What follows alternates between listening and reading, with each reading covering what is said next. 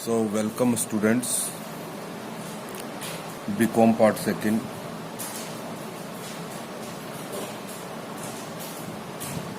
Income tax की अपन वापस से बात करेंगे आज डेफिनेशंस की।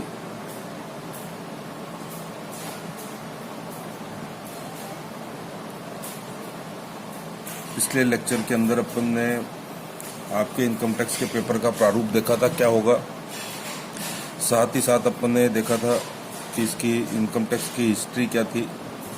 आज अपन इसकी इम्पोर्टेंट डेफिनेशंस की बात करेंगे क्योंकि ये समझनी बहुत ज़रूरी इसलिए है, डेफिनेशंस समझनी इसलिए ज़रूरी है क्योंकि बार बार ये शब्द हर चैप्टर के अंतर्गत ये शब्द अपने आएंगे सामने, तो इनका पहले मीनिंग समझना बहुत ज़्यादा ज़रूरी है। सबसे पहले सबसे इम्पोर्टेंट एक शब्द है कर निर्धारण वर्ष। कर निर्धारण वर्ष, इसको अपन कहते हैं असेसमेंट ईयर। हर क्वेश्चन के अंदर आपको कर निर्धारण वर्ष लिखना पड़ेगा कि आप ये जो टैक्स निकाल रहे हैं ये कौन से असेसमेंट ईयर का है। इसको शॉर्ट में अपन AYB कह देते हैं, असेसमेंट ईयर। अब असेसमेंट ईयर समझ लीजिए क्या होता है। ये एक नंबर में भी कई बार क्वेश्चन पूछता है, एग्जाम के अंदर बहुत बार पूछा हुआ है क्वेश्चन कोटा यूनिवर्सिटी में कि असेसमेंट ईयर से आप क्या समझते हैं, असेसमेंट ईयर क्या होता है। तो असेसमेंट ईयर वह 12 माह की अवधि होती है, वह 12 माह की अवधि होती है जो 1 अप्रैल को स्टार्ट होती है, 1 अप्रैल को स्टार्ट होती है और उसके अगले वर्ष के 31 मार्च को समाप्त होती है। वह 12 माह की अवधि जो 1 अप्रैल को स्टार्ट होगी, 1 अप्रैल को प्रारंभ होगी और अगले वर्ष के 31 मार्च को, अगले वर्ष के 31 मार्च को समाप्त होगी। यही इसका आंसर लिखना है आपको हमेशा, और ये ध्यान रखना है कर निर्धारण वर्ष 12 माह की वह अवधि होती है जो 1 अप्रैल को प्रारंभ होती है और उसके अगले वर्ष के 31 मार्च को समाप्त होती है। आपकी ये जो बुक है इस साल, उसमें आपका जो असेसमेंट ईयर होगा वो होगा 2020-2021। इसका मतलब 1 अप्रैल 2020 से लेकर 31 मार्च 2021 तक की 12 माह की अवधि। और एक दूसरी बात आपको और ध्यान रखनी है, एक बात तो ये याद रखनी है हमेशा, दूसरी बात जो आपको इसमें ये ध्यान रखनी है कि कर निर्धारण वर्ष में टैक्स की कैलकुलेशन की जाती है। टैक्स की कैलकुलेशन कितने समय के लिए करेंगे? 12 माह की अवधि। लेकिन गत वर्ष के टैक्स की गणना की जाती है, गत वर्ष की इनकम पर टैक्स लगाया जाता है। कब लगाया जाता है गत वर्ष की इनकम पर टैक्स? कर निर्धारण वर्ष के अंदर। तो ये 2 पॉइंट इसके अंदर आपको हमेशा याद रखने हैं। इसी के बाद अब यहाँ पर आ जाती है दूसरी बात कि ये गत वर्ष क्या चीज़ होती है। तो सेकंड नंबर पर आपको ये ध्यान रखना है गत वर्ष किसे कहते हैं। इसको कहेंगे अपन प्रीवियस ईयर, गत वर्ष। इनकम टैक्स के सेक्शन 3 में इसकी परिभाषा दी हुई है गत वर्ष की, और गत वर्ष की परिभाषा ये है, पहले सुन लीजिए, आराम से सुनिए इसको, देखिए। कर निर्धारण वर्ष से तुरंत पूर्व के 12 माह की अवधि गत वर्ष कहलाती है। यानी कि असेसमेंट ईयर, कर निर्धारण वर्ष से तुरंत पूर्व के 12 माह की अवधि, 12 माह की अवधि को प्रीवियस ईयर कहते हैं। यही इसकी परिभाषा है, यही इसका अर्थ है। वापस से समझ लीजिए, असेसमेंट ईयर, कर निर्धारण वर्ष से तुरंत पूर्व के 12 माह की अवधि को प्रीवियस ईयर, गत वर्ष कहते हैं। तो इस गत वर्ष की इनकम पर टैक्स लगेगा, और टैक्स कब लगेगा? कर निर्धारण वर्ष के अंदर। तो आप जब भी आप कोई क्वेश्चन करेंगे तो उसमें आपको 2 बातें ध्यान रखनी पड़ेंगी, एक तो प्रीवियस ईयर कौन सा है और एक असेसमेंट ईयर कौन सा है। अब आपके इस साल जो आप इनकम टैक्स पढ़ रहे हैं, इसमें हर क्वेश्चन के अंदर दो बातें अब आपको याद रखनी है। एक तो आपका असेसमेंट ईयर कौन सा होगा, एक आपका प्रीवियस ईयर कौन सा होगा। तो आपका असेसमेंट ईयर तो हर क्वेश्चन के अंदर होगा 2020 और 2021, और प्रीवियस और होगा 2019 और 2020। जो भी आप क्वेश्चन करेंगे इनकम टैक्स के अब इस साल, उसमें ये असेसमेंट ईयर होगा आपका, ये प्रीवियस ईयर होगा। असेसमेंट ईयर 1 अप्रैल 2020 से प्रारंभ होकर 31 मार्च 2021 को समाप्त होगा, और इस असेसमेंट ईयर के ऊपर टैक्स लगेगा। टैक्स कौन से साल पे लगेगा? प्रीवियस ईयर की इनकम पे टैक्स लगेगा। और प्रीवियस ईयर कौन सा है? 1 अप्रैल 2019 से 31 मार्च 2020। यानी कि 2019-20 में जो भी आय कमाई है, उस आय पर टैक्स लगेगा। और टैक्स कब लगेगा? टैक्स लगेगा 2020-2021 के असेसमेंट ईयर में। तो अब ये बात आपको, दो क्वेश्चन भी हैं ये। कर निर्धारण वर्ष किसे कहते हैं, गत वर्ष किसे कहते हैं? कर निर्धारण वर्ष तो वो 12 माह की अवधि होती है जो 1 अप्रैल से प्रारंभ होकर 31 मार्च, अगले वर्ष के 31 मार्च को समाप्त होती है। और गत वर्ष होती है कर निर्धारण वर्ष से तुरंत पूर्व के 12 माह की अवधि। अब यहाँ पर एक कॉम्प्लिकेशन है, वो समझ लीजिए कि गत वर्ष में आपको एग्जाम में एक कॉम्प्लिकेशन पैदा करके फिर एक क्वेश्चन पूछा जाता है, बहुत बार पूछा गया है। जैसे ये, पहले तो ये क्लियर कर लीजिए, असेसमेंट ईयर कौन सा है आपका? 2020-21, यानी 1 अप्रैल 2020 से लेकर 31 मार्च 2021। इसका प्रीवियस ईयर कौन सा है? 1 अप्रैल 2019 से लेकर 31 मार्च 2020।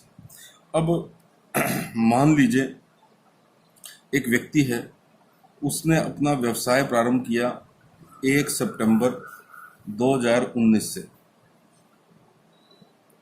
व्यापार प्रारंभ किया। अब आपसे ये पूछा जाएगा कि एक व्यक्ति जिसने 1 सितंबर 2019 से अपना व्यवसाय प्रारंभ किया, उसका गत वर्ष कौन सा होगा? तो अब गत वर्ष तो 1 अप्रैल 2019 से 31 मार्च 2020 है, परंतु इसने 1 अप्रैल से व्यवसाय प्रारंभ भी नहीं करा। इसने तो व्यवसाय प्रारंभ कब से करा है? 1 सितंबर से। तो इस व्यक्ति का जो गत वर्ष होगा वो 1 सितंबर 2019 से लेकर 31 मार्च 2020 तक का होगा, क्योंकि इसने व्यवसाय प्रारंभ कब करा है? सितंबर में। तो इसका मतलब सितंबर, अक्टूबर, नवंबर, दिसंबर, जनवरी, फरवरी, मार्च, इस व्यक्ति का जो गत वर्ष होगा वो कितने दिन का होगा? 7 माह की अवधि का ही गत वर्ष माना जाएगा, क्योंकि इसको अभी व्यापार प्रारंभ करते हुए 12 महीने हुए ही नहीं हैं। इसमें एक कॉम्प्लिकेशन और डाल सकता है। अब दूसरी कॉम्प्लिकेशन समझिए, एग्जाम में दूसरे तरीके से घुमा के अगर ये क्वेश्चन पूछ लेगा। अब क्वेश्चन ये पूछा गया आपसे कि एक व्यक्ति ने 1 सितंबर 2019 को व्यापार प्रारंभ किया, लेकिन व्यापार की स्थापना उसने कर दी थी 1 जुलाई 2019 को। व्यापार की स्थापना करी थी। अब बताओ इसका गत वर्ष कौन सा होगा? देखो, व्यापार की स्थापना करनी अलग बात होती है, व्यापार को प्रारंभ करना अलग बात होती है। अब अपन इसका गत वर्ष कौन सा माने? गत वर्ष तो 1 अप्रैल 2019 से 31 मार्च 2020 है, परंतु इसकी स्थापना या व्यापार प्रारंभ दोनों ही अप्रैल के बाद हुए हैं। व्यापार तो इसने सितंबर में प्रारंभ किया है, स्थापना इसने कर दी थी जुलाई में। तो अब ये बात हमेशा ध्यान रखना कि अपने को गत वर्ष कब से लेना है? व्यापार की स्थापना की तिथि से लेना है। तो ऐसी परिस्थिति में इस व्यापारी का गत वर्ष माना जाएगा स्थापना की तिथि से। स्थापना इसने कब की है? 1 जुलाई 2019 को। तो इस व्यक्ति का गत वर्ष माना जाएगा 1 जुलाई 2019 से 31 मार्च 2020।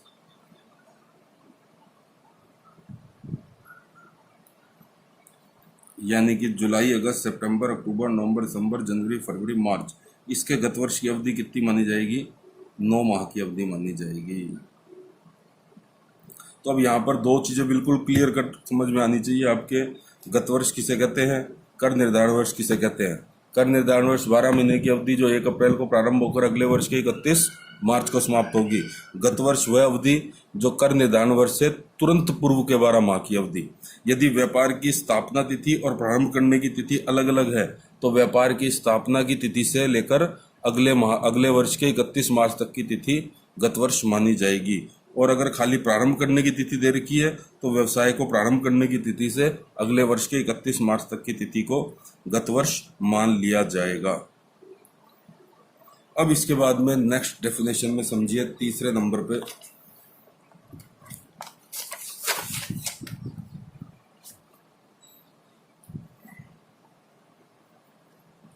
थर्ड नंबर पे जो डेफिनेशन आती है आपकी वो आती है करदाता। करदाता इसको अपन कहते हैं असेसी, ASSESSE, असेसी। अब बार बार ये शब्द आएगा पूरी इनकम टैक्स के अंदर, करदाता। करदाता किसे कहते हैं, करदाता क्या होता है। तो पहली बात तो ये ध्यान रखिए, सेक्शन 2 सब सेक्शन 7 के अंदर इसकी डेफिनेशन दी हुई है। अब करदाता में कौन कौन से व्यक्ति आएंगे वो समझ लीजिए। फर्स्ट नंबर पर स्वयं कोई व्यक्ति या स्वयं की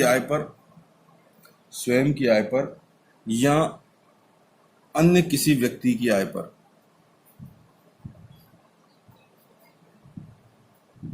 स्वयं की आय पर या अन्य किसी व्यक्ति की आय पर कोई उसने कर दिया है या कर की कोई बकाया राशि दी है। स्वयं की आय पर या अन्य किसी व्यक्ति की आय पर उसने कोई कर वापसी कर निर्धारण करा है या कर की वापसी के लिए अगर कोई कार्यवाही की हुई है तो वो माना जाएगा करदाता। दूसरी बात, कुछ व्यक्ति ऐसे हैं जिनको करदाता मान लिया जाता है। वो समझने आपको, वह व्यक्ति जो इनकम टैक्स एक्ट की व्यवस्था के अनुसार करदाता मान लिया जाता है। अब इसको मान कैसे लिया जाता है वो समझ लीजिए। किस किस स्थिति के अंदर मान लिया जाता है करदाता अन्य व्यक्ति, यानी कि उस व्यक्ति ने स्वयं ने आय नहीं कमाई है, आय तो किसी अन्य व्यक्ति ने कमाई है, लेकिन करदाता उसको मान लिया गया है। कौन कौन सी परिस्थिति हो सकती है, यदि किसी व्यक्ति की मृत्यु हो जाए, डेथ हो जाए, और जिस व्यक्ति की मृत्यु हुई है उसने आय कमाई थी, अब उस व्यक्ति की तो मृत्यु हो गई, अब उस आय पे टैक्स कौन देगा। तो जिस व्यक्ति की मृत्यु हो चुकी है उस व्यक्ति का जो वैधानिक उत्तराधिकारी है, जो भी व्यक्ति उसका वैधानिक उत्तराधिकारी है, वो करदाता मान लिया जाता है। तो अब इस व्यक्ति की मृत्यु हो गई, इसका जो वैधानिक उत्तराधिकारी है इसको करदाता मान लिया जाएगा और इसको टैक्स चुकाना पड़ेगा। किसका टैक्स चुकाना पड़ेगा, जिस व्यक्ति की मृत्यु हो गई उसकी आय पर टैक्स चुकाएगा कौन, उसका वैधानिक उत्तराधिकारी। हालांकि इस वैधानिक उत्तराधिकारी की आय नहीं है, आय तो किसने कमाई थी, जिस व्यक्ति की मृत्यु हो गई उसने कमाई थी आय, परंतु करदाता किसको माना जाएगा, जो व्यक्ति वैधानिक उत्तराधिकारी है वो। इसी तरीके से कोई अनिवासी व्यक्ति है, अभी अगले चैप्टर में अपन पढ़ेंगे अनिवासी व्यक्ति कौन सा होता है, जो भारत में ना रहकर विदेश में रह रहा है लेकिन उसने कुछ इनकम इंडिया में भी कमाई है, तो उसका भारत में जो एजेंट है वो एजेंट करदाता मान लिया जाएगा। क्योंकि अनिवासी व्यक्ति तो इंडिया में रह ही नहीं रहा है, ये तो बाहर रह रहा है, उसने कुछ आय इंडिया में भी कमाई है, तो इंडिया में उसने जो आय कमाई है उसका ऊपर टैक्स कौन चुकाएगा, उसका जो एजेंट है इंडिया के अंदर, इस एजेंट को करदाता मान लिया जाएगा। ये कौन से हैं, करदाता मान लिया गया है, उन वो व्यक्ति हैं ये। ऐसे ही जो ट्रस्ट होती है, तो ट्रस्ट के अंदर बहुत सारे ट्रस्टी होते हैं, उन ट्रस्टीज को भी करदाता मान लिया जाता है। इसी तरीके से देखिए, कोई अवयस्क व्यक्ति है, अवयस्क माइनर व्यक्ति है, 18 वर्ष से कम उम्र का व्यक्ति है और उसने कोई आय कमाई है, तो क्या उसको टैक्स नहीं देना पड़ेगा? क्या वो व्यक्ति ये कह सकता है कि मैं तो अवयस्क व्यक्ति हूँ, मेरे को तो मेरी आय के ऊपर तो टैक्स नहीं लगेगा? उसकी इनकम पे तो टैक्स लगेगा। इसी तरीके से मान लो कोई पागल व्यक्ति है या कोई मूड व्यक्ति है, तो पागल व्यक्ति है, उसकी भी मान लीजिए कोई आय हो रही है, उसके बैंक के अंदर उसके पास पैसा पड़ा हुआ है बहुत सारा और उस पर इंटरेस्ट मिल रहा है, उस पर इनकम हो रही है। अवयस्क व्यक्ति है, उसके पास में मान लीजिए बैंक में बहुत सारी एफडी पड़ी हुई है, उस पर ब्याज मिल रहा है, इनकम हो रही है, इसकी भी इनकम हो रही है, तो क्या इनकी इनकम के ऊपर टैक्स लगेगा या नहीं लगेगा? तो ऐसी स्थिति में हमेशा ध्यान रखना कि इनके ऊपर भी टैक्स लगेगा। इनका जो भी अभिभावक है, जो भी इनका गार्जियन है, लीगल गार्जियन, वैधानिक रूप से जो भी इनका अभिभावक है, उस अभिभावक को करदाता मान लिया जाएगा। हालांकि अभिभावक की इनकम नहीं है, इनकम तो अवयस्क व्यक्ति की या पागल व्यक्ति की है, परंतु उस पर टैक्स किसको देना है? अभिभावक को टैक्स देना पड़ेगा, करदाता मान लिया जाएगा। तो ये कुछ परिस्थितियां हैं जिनमें करदाता मान लिया जाता है, वो स्वयं करदाता होता नहीं है। यहाँ तो देखो वो स्वयं था, स्वयं उसने इनकम कमाई, तो करदाता भी वो कौन मान जाएगा? स्वयं माना जाएगा।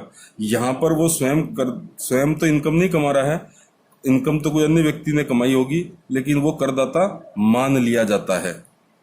मृत्यु होने पर वैधानिक उत्तराधिकारी, अनिवासी व्यक्ति की स्थिति में उसका एजेंट, ट्रस्ट की स्थिति में उसके ट्रस्टी, अवयस्क या पागल व्यक्ति की स्थिति में उसका लीगल गार्जियन, उसका अभिभावक।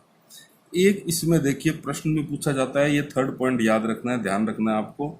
ये होता है चूक में करदाता, और ये 1 नंबर का क्वेश्चन कई बार एग्जाम में पूछा गया है कि चूक में करदाता किसे कहते हैं? असेसी इन डिफॉल्ट, चूक में करदाता कौन सा होता है, इसको समझिए।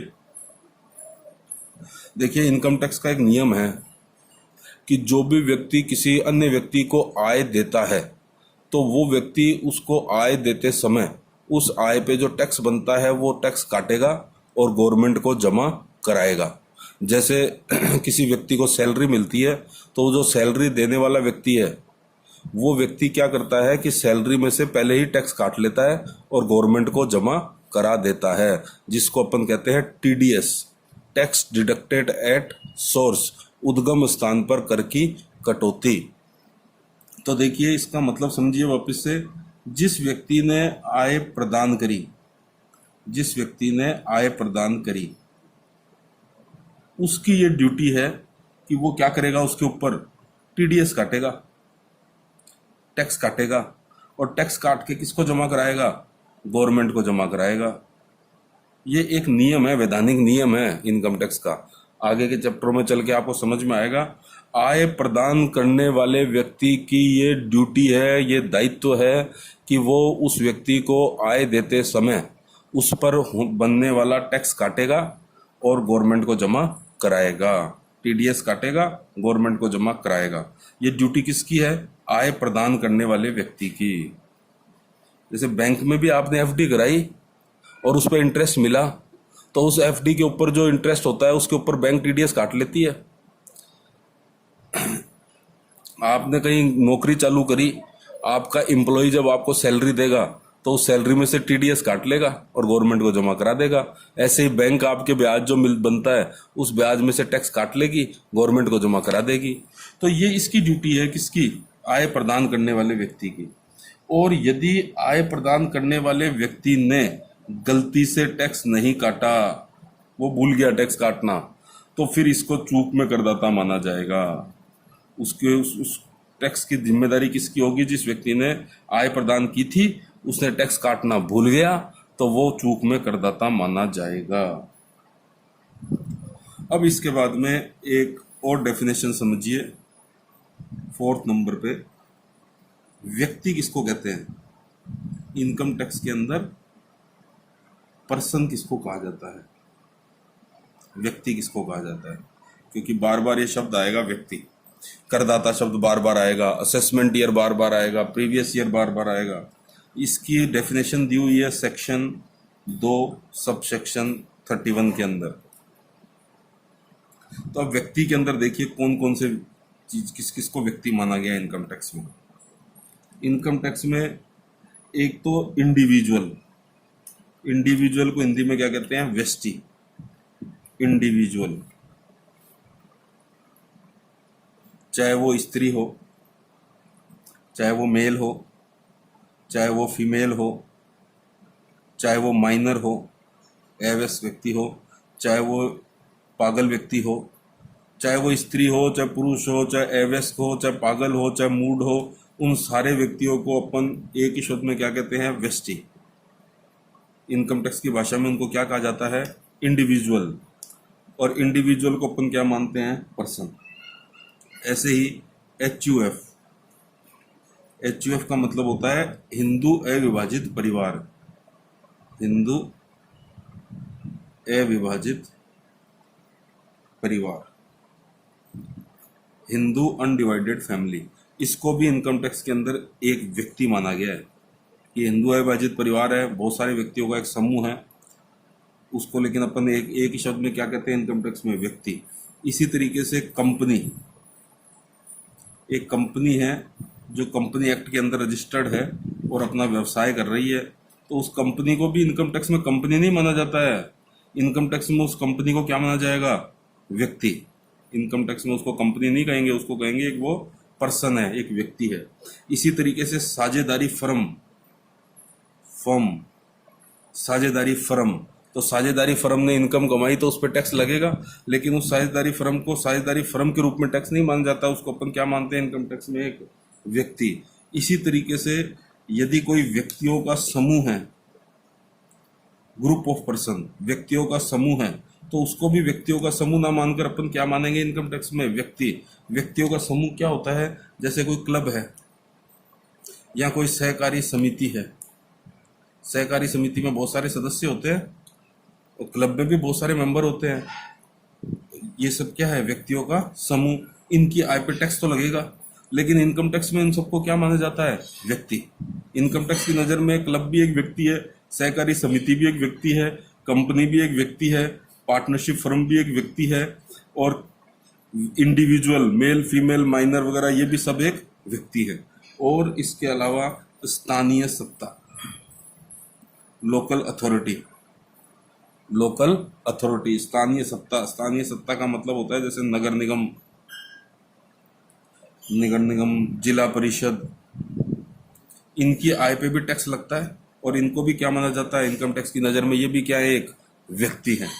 इसी तरीके से कृत्रिम कानूनी व्यक्ति, कृत्रिम कानूनी व्यक्ति, इन सब के अलावा और कोई भी ऐसा व्यक्ति जो कानूनी रूप से कृत्रिम व्यक्ति की जो परिभाषा में आता है, जैसे कोटा विश्वविद्यालय।